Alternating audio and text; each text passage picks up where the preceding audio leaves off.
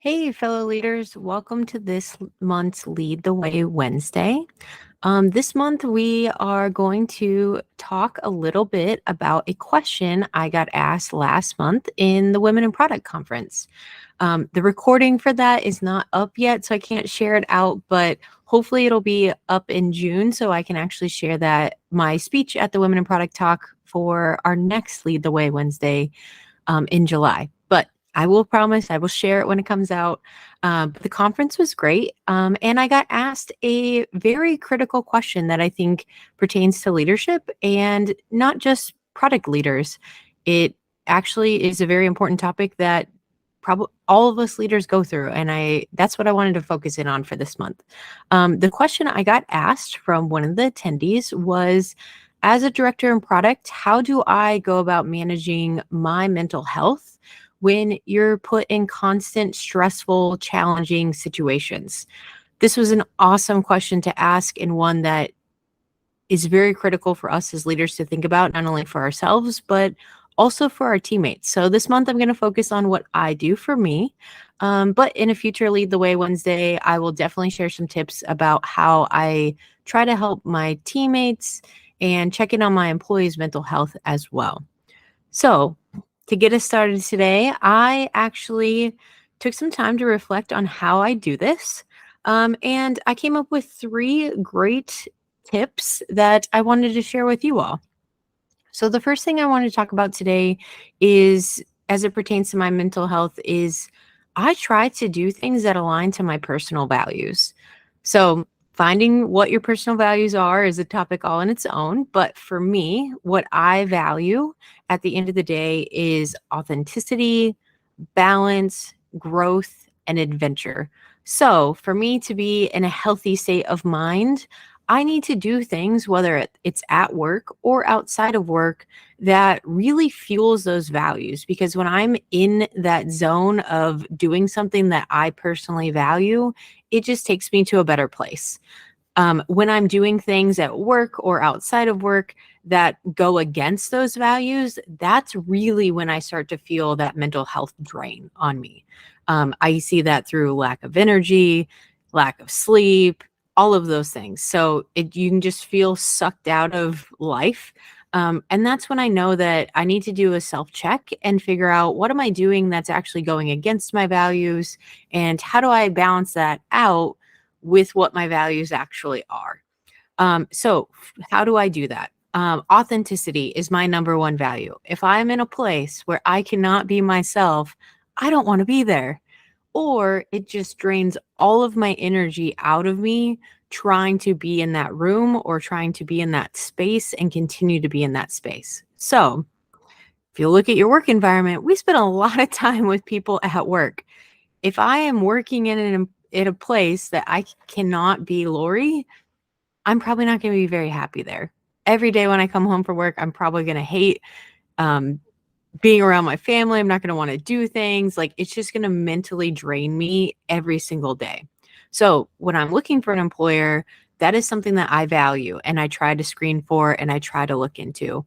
Also outside of work, right? The people I hang out with, making sure that I can be my full self with them, is a way that I can kind of restore that energy. The other thing I value is growth. So, am I in a spot at work or outside of work that I'm growing as a person, whether that's learning new things, whether that's teaching others things that I know? Anything in that realm of growth is something that brings me joy and brings me energy. So, I try to make sure that I'm able to fold those things in when I can. Um, Today, the way that I do that at work is I try to grow my employees. That's part of my job as a director, as well as, mentor them and give them growth opportunities, because that also brings me joy to see others growing. Outside of work, I mentor some women in product as well through their career growth. And that is something that brings me balance and a different perspective too. And then lastly, one of the big things that really kind of gives me instant relief or mental health relief is adventure. So when I take vacations outside of work, which are also important to have a break, I seek an adventure. So my husband and I have recently been traveling all over the world when we get the opportunity to. And in each one of those, that is an adventure to me to explore new cultures, new places, try new things. And it gives me the ultimate ability to unplug completely from work. So it is really hard to think about work when you're spending your time trying to think about how do I communicate with somebody that doesn't speak English, or how do I navigate this country when your phone doesn't work, when you have no idea where you are, you don't speak the language, you can't read the signs. Like, it is a way for my brain to completely unplug and stop thinking about work and instead engulf myself in this adventure that also grows me as a human. So those are some key things that I do to support my values that really help me get in back into that correct mental state of mind when I'm starting to feel really drained or burned out. The second thing that is also really key to this, I apply it more at work than outside of work, is working in what is called my zone of genius. So let me show you a quick little 2x2 matrix, because who doesn't love a 2x2 matrix, right?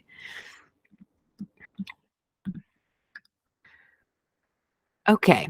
So in this matrix, you can see that there are four squares to it.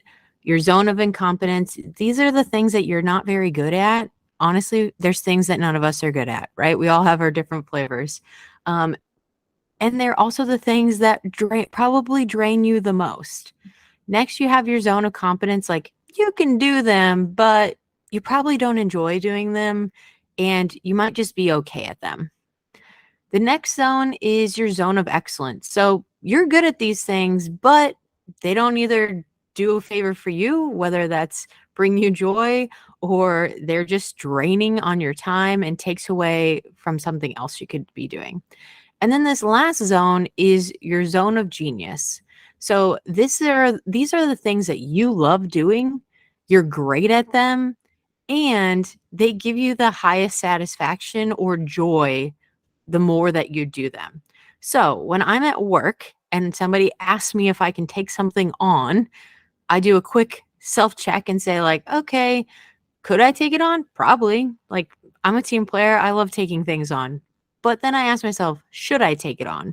And this is where this matrix can come in handy tremendously. So if it's something like, hey, Lori, can you proofread this marketing copy and let me know your feedback? That is not my stroke of genius, right? That is probably a zone of incompetence, honestly, for me. Could I make it happen? Probably, but I'm not good at it. It is a drainer for me. I have to try extra hard to make sure it's right. I might even have to do some research to make sure it's right. So honestly, it's not in my best interest for me or the company to take that task on. In fact, it's actually better if I delegate that to somebody else where that might be their stroke of genius. And in doing that, it's not saying that, you're not a team player or you're failing or you're not going to get to that next level. It's actually creating an opportunity for you to have job satisfaction as well as somebody else to have job satisfaction. I guarantee there are people on my team that love that type of thing. For me, that is not my stroke of genius. So that is a quick little 2x2 matrix that I use at work as well, to really kind of think about, days that my energy is sucked or weeks that I'm just like, what happened this week? I am so drained. I kind of reflect on that and take a look to see, like, within this matrix, where did I spend most of my time this week? And again, how can I do that differently next week, or how can I balance that out a little bit better? Maybe there's some tasks that you're doing that you're good at, but they don't bring you joy, but they might bring somebody else joy, and you can delegate those off to somebody else. Or you can make sure that you don't do them all in the same day. You balance them out on your calendar a little bit more. So that is another quick tip, or my second quick tip on how I manage my mental health at work. And then the last tip for this month's Lead the Way Wednesday is reflection. I know I've talked about this several times, but I am a big reflector. Probably comes from my sports background of, watching game tapes, learning how to get better, learning how to strategize for the next game. But reflection really works in this too. So those days that you're feeling drained or you're feeling really frustrated or you're feeling really happy, take a moment and pause, reflect on that. Why do I feel that way? What about this day or this thing makes me feel that way? How can I do more of that next time? Or how can I do less of that next time? Or is there a way I can give that to somebody else that they might get joy from that I'm not getting joy from? And don't be afraid to ask yourself that. It doesn't need to be a long reflection period. Literally, just 5 minutes at the end of the day is like, hey, how'd today go? Today was a pretty good day. All right, why was that? Well, I got to do X, Y, and Z. I really love that. So then find opportunities or share it with your manager to find more opportunities to do more of that. And like I said before, it might not all happen at work. You can't avoid all of these things, but you can control the balance of them. So for me, on hard days that I have at work, I balance that out in the afternoon by going kayaking, going on an adventure, or mentoring a group of women in product ladies afterwards to help them grow in their careers. So there are opportunities to balance yourself out and make sure that your mental health stays in a place. And if it's not, take some time to reflect on why and find the best place for you, right? Life's an adventure. It's too short to be having someone suck all of your energy out every single day, because there is a place that is your zone of genius and they need people like you to come to their org and help them be a better company, and you're going to be a better person for it. So that is this month's Lead the Way Wednesday. I hope you enjoyed this. I would love to hear more about how you guys handle your mental health for either you or your teammates or folks around you. So feel free to reach out in DMs or leave some comments on this. I can't wait to hear how you guys manage it as well. And I hope you have a good month. We'll see you next month.